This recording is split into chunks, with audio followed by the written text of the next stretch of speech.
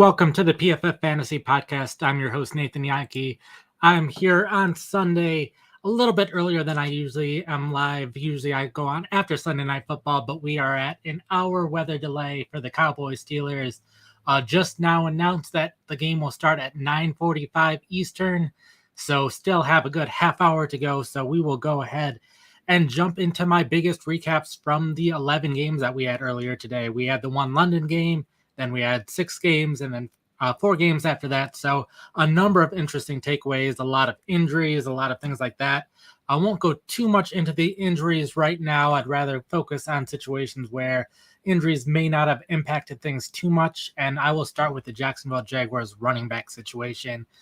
We saw Tank Bigsby last week lead the Jaguars in rushing yards, largely thanks to a 58-yard run, but still had a good game for Bigsby. Was a little bit quieter earlier in the season due to injury, but ETN has consistently been rotated out a little bit more than we expected this season. He played a lot early last season, not as much later last season. The first couple games, it was somewhere in between, so it seemed like the situation seemed stable. It seemed like they were happy with ETN playing roughly 70% of offensive snaps. To start this game, the first 6 or so drives, everything looked pretty normal out of the backfield. ETN played 20 of 37 snaps. Bigsby played 11 snaps. So if anything, it was a little bit more rotation than we're used to seeing, but nothing too far out of the ordinary. Then Bigsby had that highlight-worthy play where he had a touchdown that was 18 or so yards, and it seemed like at that point the Jaguars were pretty okay giving Bigsby more run and seeing what he could do with it. So over the rest of the game, which was largely the fourth quarter, we saw Bigsby run the ball a bit more. He played 11 snaps compared to ETN's 2 from that time, and Bigsby ran the ball 6 more times for 76 yards and another touchdown, where ETN did not see another run for the rest of the game. So it was a pretty surprising usage out of Bigsby and ETN. We saw Dearness Johnson kind of take some of those passing down snaps for most of the game. So that's been pretty typical for the backfield recently. At this point, I would say Bigsby is probably one of the biggest waiver priority pickups. I know I've had him in my waiver article basically every week this season, just because he has looked decently good in this role, and we all were worried about this last season, and it looks like a lot of us were just a year early on the Jaguars backfield. So I don't know how things will end up looking next week. There's a chance they go straight back to the rotation that we're used to seeing, of ETN playing 65 to 70% of snaps and Bigsby being the clear backup, but there's also a possibility that Bigsby starts next week, or Bigsby continues to see a high percentage of those early down snaps. It still might be hard to put Bigsby in fantasy starting lineups without knowing that stuff, but I'd rather pick up him now just in case this is a trend that continues going forward, since we have generally seen Bigsby as the better runner of the 2 Jacksonville running backs so far this season. So definitely good to see out of Bigsby. Definitely concerning for anyone who has Travis Etienne in fantasy. Probably a bit more hesitant to start him without hearing at least what the coaches have to say about the situation. I'm guessing they'll get asked about it, and that should probably help us figure out what to do, at least in the short term for Etienne.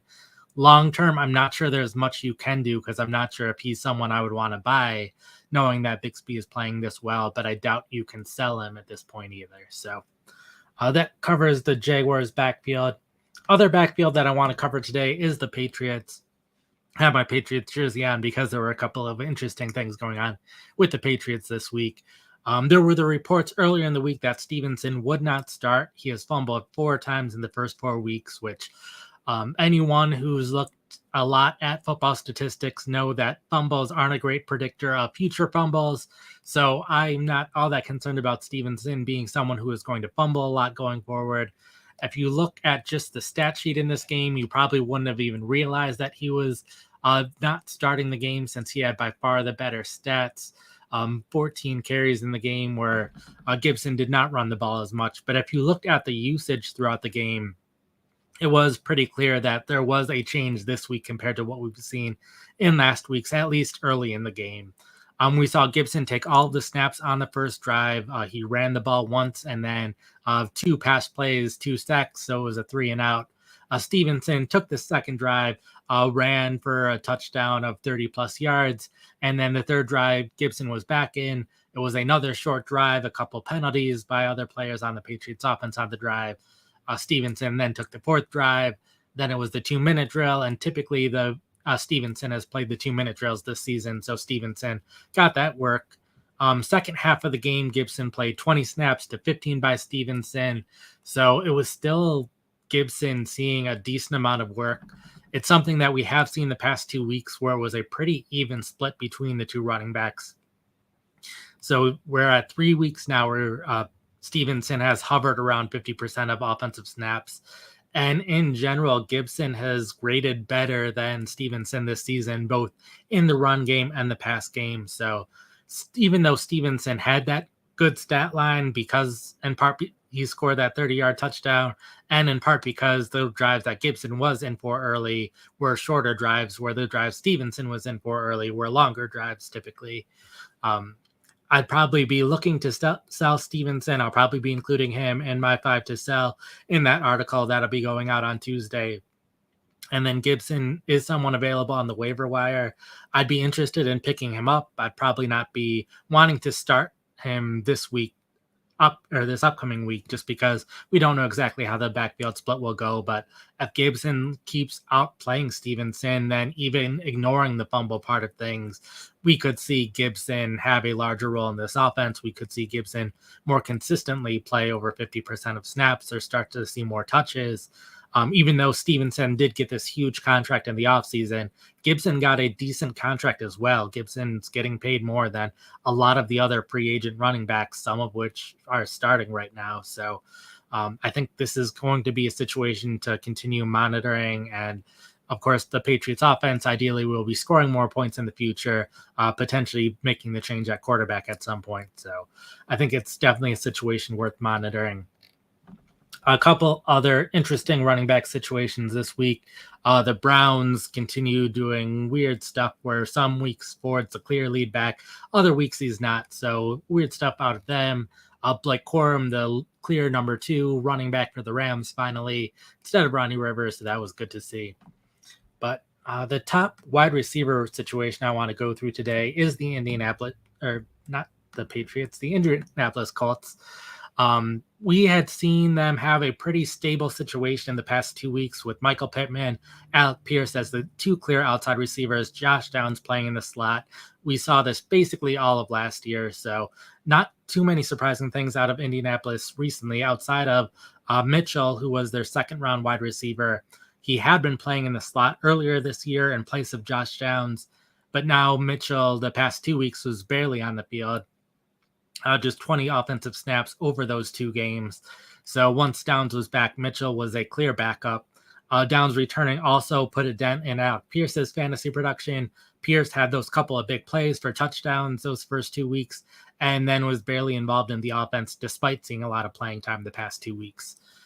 This week, we saw a bit of a change. Mitchell was rotating in a bit more than he was the first 2 weeks, primarily in place of Pierce. This was happening both in 12 personnel, where they were basically splitting playing time, and then 11 personnel. Mitchell was seeing some of the work. There were also some plays where Downs was the one who was off the field, and it was Pittman and Pierce on the outside, Mitchell in the slot. Mitchell was getting the ball a bit in these kind of situations, so Mitchell ended the day having some decent numbers, but it seemed like going into about the third quarter or so, Mitchell was probably going to be a decent waiver wire option, because even though it was just the 19 snaps in this game, Pierce had barely done anything the last 2 weeks, hadn't really done much in this game so far. So it seemed like Mitchell was in a situation where he could start seeing more snaps going forward. But then those last 5 minutes of the game, Pierce got heavily involved in the offense. He caught a 24-yard pass, followed immediately by a 45-yard pass, which led to a 1-yard touchdown run. And then the following drive, Pierce had a 65-yard touchdown catch. So Pierce ended up having the best day of the Colts wide receivers with 3 catches for 134 yards and a touchdown, where Mitchell just had the 4 receptions for 38 yards, as well as a 4-yard run and a 24-yard pass. So use Mitchell in a variety of ways. So it'll be kind of hard to trust either one of these wide receivers after both of them had a good game. They're basically competing for the same snaps, and Josh Downs, even though he didn't have the greatest stat line, he caught 9 passes for 69 yards on 12 targets, so Downs isn't going anywhere. If there's anyone in this wide receiver group that could be losing playing time, Michael Pittman's the one who played the vast majority of snaps, caught 5 passes for 37 yards and a touchdown, but even that, he hasn't had the greatest start to the season, but I don't know if he's necessarily played so poorly that he should be losing playing time. So we might be at the point where we just might not be able to trust Mitchell or Pierce. Could have some good games here and there. It'll be interesting to see how this evolves. If there's any good news out of this, or any good situation or good part of this situation, it's that the Colts tight ends aren't doing much in the passing game. They had 4 different tight ends, all of them playing like 30% of the pass routes at best. So you can't trust any of the Colts tight ends, and they're not typically seeing that many targets. And even the running backs aren't seeing a ton of targets typically.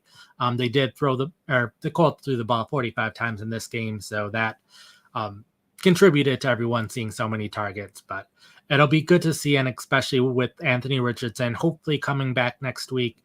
Hopefully Richardson is able to make some more big plays out of these, or get more big plays out of these receivers, and we can start seeing this offense play even better going forward. But this was a solid week. Flacco getting 359 yards and 3 touchdowns. So hopefully, if anything, we see more weeks like this one. But like someone said in the comments, that one-handed catch by Pierce, yes, that was a good play this week. Lots of good plays, and with the weather delay we've got to see the highlights of a lot of these games a couple of times at this point now. So other wide receiver I wanted to cover today was the Patriots. Definitely interesting in that Kendrick Bourne, who was on the injured list the first 4 weeks of the season, was activated he was able to practice early in the week, was activated to the 53-man roster on Saturday. So it seemed pretty clear that he was going to be involved. He was the clear best wide receiver on the Patriots last year, at least in terms of PFF grades, in terms of yards per route run, target rate, from weeks 5 to 8, where he was a consistent starter, was a top 20 or so fantasy wide receiver, so was playing pretty well when healthy. So it was good to see him back in general. The only thing is we don't know exactly how the wide receiver rotation is going to work out going forward, because KJ Osborne was questionable heading into this week, dealing with a shoulder injury, which was causing him to miss practice. He was questionable, but ultimately inactive. So Bourne basically took Osborne's spot on the roster for this game. We saw Bourne and Kayshawn basically split snaps, both in 11 personnel and 12 personnel. It was a pretty even split for a decent amount of the game. Bourne playing 15 snaps to 21 by Kayshawn over the first 8 drives of the game. But then once we got to the fourth quarter, they basically stopped playing Bourne. I think he only saw 1 snap near the end. And Tyquan Thornton also only saw 1 snap near the end of the game. Thornton, someone who started week 1, and then every single week he has seen about a 10% or more decrease in offensive snaps. So Thornton at this point seems like the clear odd man out once KJ Osborne is healthy again. Whether or not Thornton remains on the 53-man roster or if they might release him, that's yet to be seen, but it seems like he is unlikely to be among the top 5 wide receivers once everyone is healthy. It was good to see Jalen Polk. His playing time has been increasing pretty significantly over these last 2 weeks, had been hovering right around 50% of offensive snaps the first 3 weeks of the season. That jumped up a lot last week, and he played every single offensive snap this week, which was great to see. 6 targets, didn't do a ton with those 6 targets. For me, it's a situation where if they make the quarterback change, Polk was getting a lot more work without Jacoby Brissett on the field throughout the preseason. So we could see Polk with these snaps and with these routes run, see more targets, do even better if they make that change at quarterback. And then Demario Douglas, same role as he's always had, playing the slot role.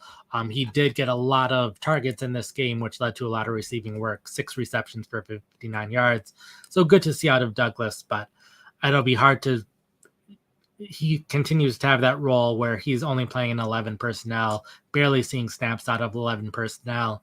So if the Patriots are ever at a point where they start winning more games, then Douglas might not see as much playing time. But as long as they continue to play from behind or are losing games, even though they weren't playing from behind too much this week, a little bit harder to trust him. But it'll be interesting to see how much more playing time Bourne gets going forward since he didn't play much in the fourth quarter. Considering he's just been back for 1 week, the fact that he played at all was good to see. There were a lot of other players who were returned to practice this week. A lot of them did not get activated to the 53-man rosters. Of those that did, not many of them saw a lot of playing time. So I wouldn't be too concerned. I'd still be interested in picking up Bourne in some leagues just because there's the possibility he could return to his form from last year. And in that case, he was a fantasy starter. I guess there were a couple other wide receiver situations that were interesting. A couple wide receivers who were playing a bit less than usual. Christian Kirk saw by far his fewest amount of snaps in Jacksonville in a game where he was healthy throughout the game. Even though he did have a lot of receiving yards, I think that could hurt. Things could not look as good for Kirk. He's someone that I'd be looking to trade at this point, especially once Evan Ingram comes back. That could cut into Kirk's target share. And also simply if they start winning more games or being ahead in more games, that means fewer snaps in 11 personnel, which means fewer snaps with Kirk on the field. And then Jalen Naylor was an interesting one from the game this morning. He had been behind Brandon Powell anytime all of the wide receivers were healthy. But in this week, Naylor was finally the clear number 3 wide receiver for Minnesota in terms of playing time and routes run and everything. Wasn't very involved in the passing game, which is unfortunate, but Naylor had graded fairly well over the first 4 weeks of the season, top 15 in terms of PFF receiving grade. So even though this week wasn't very good for him in terms of production, it was a good week for him in terms of playing time and routes. So he could have a couple more big games throughout the season. Obviously, will be a little hard to see it coming because they have so many receiving options. Ideally, TJ Hockenson is back by the next time they play. But in terms of like DFS best ball, if you invested in Naylor or want to invest in Naylor in future weeks, I do think he can have some good games while the rest of the defense focuses on the Justin Jeffersons and Jordan Addisons and TJ Hawkinsons of the world. The main tight end story that I wanted to cover today was with the Seattle Seahawks, where we saw Noah Fant see a pretty sizable increase in playing time this week, which was very good to see. He had a pretty decent role the first 2 weeks of the season, but a big reason for that was Pharaoh Brown was out injured. So it was just him and AJ Barner being the primary tight ends, seeing playing time. Then once Pharaoh Brown returned in week 3, we saw Noah Fant play less than 50% of the offensive snaps. Fant was primarily playing in 11 personnel, while the other 2 tight ends were the primary tight ends in 12 personnel. Over that time, we saw Fant only play 27% of the 12 personnel snaps, and even 11 personnel, he was only playing 56%, with both of the other tight ends seeing a decent role. This week, Fant's playing time in 11 personnel shot up to 70%, which was very good to see. And then even 12 personnel, where the Seahawks aren't using that much 12 personnel, largely staying in 11 personnel to keep their 3 wide receivers on the field. But those limited 12 personnel snaps, all 3 of the tight ends played 4 snaps each. So 2/3 of the snaps for Fant there, which was also good to see. That role is a little less than ideal than you want to see for a fantasy starting tight end, but it is right at that borderline. Definitely better than what it was last season when the Seahawks had that 3-man rotation, where, again, Fant wasn't seeing as much time in 11 personnel.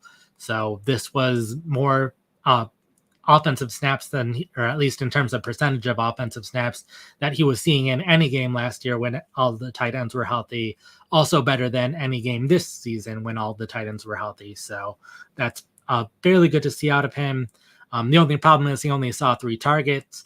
I think it will be pretty difficult for Fant to carve out enough targets to be a fantasy starter, at least consistently, when they have DK Metcalf and Tyler Lockett and Jackson Smith-Njigba.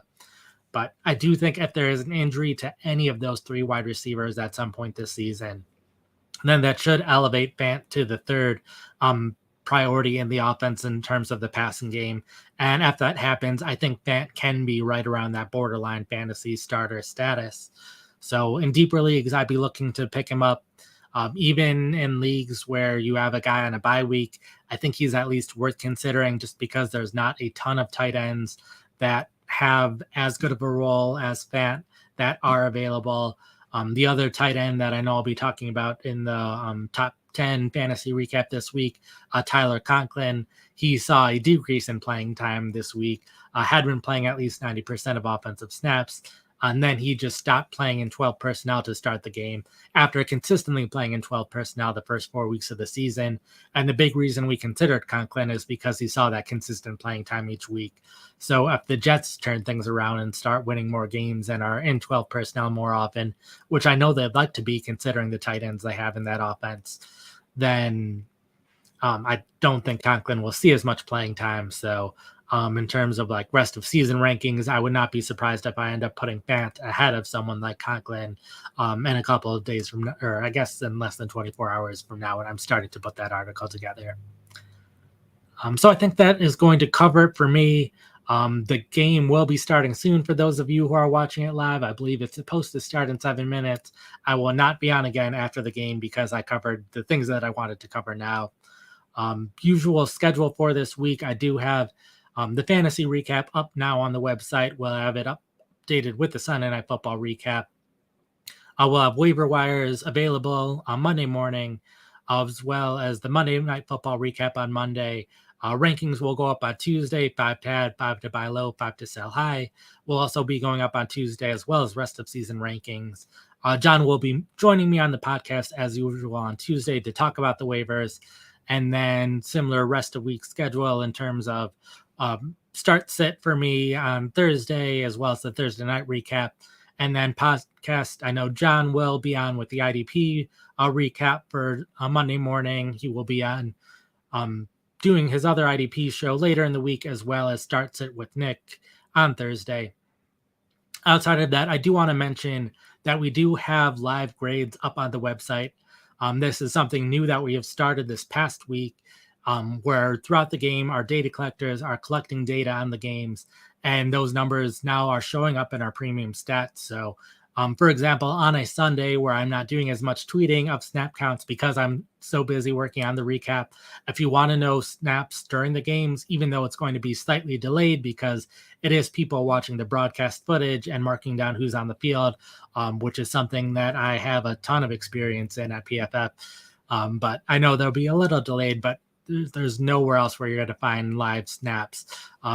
Like Thursday, I'm tweeting them out. Monday, I'm tweeting them out. But outside of that, you'll be able to get that information as well as the grades. So you also can't find the grades anywhere else during games. So you need a PFF Plus subscription for that. But I think that's huge, especially for those people who are asking me for snap counts throughout Sunday when I know I don't have the time to tweet them out. So if you are interested in snap counts, if you like the recap articles, then getting that PFF Plus subscription so you can get that live, I think will be a huge help for you, both anyone interested in fantasy as well as betting. That's there for you there. So that'll cover it. And of course, I'll be back next Sunday as well. Hopefully next Sunday, it'll be after Sunday Night Football because we won't have a huge weather delay. But until then, peace out.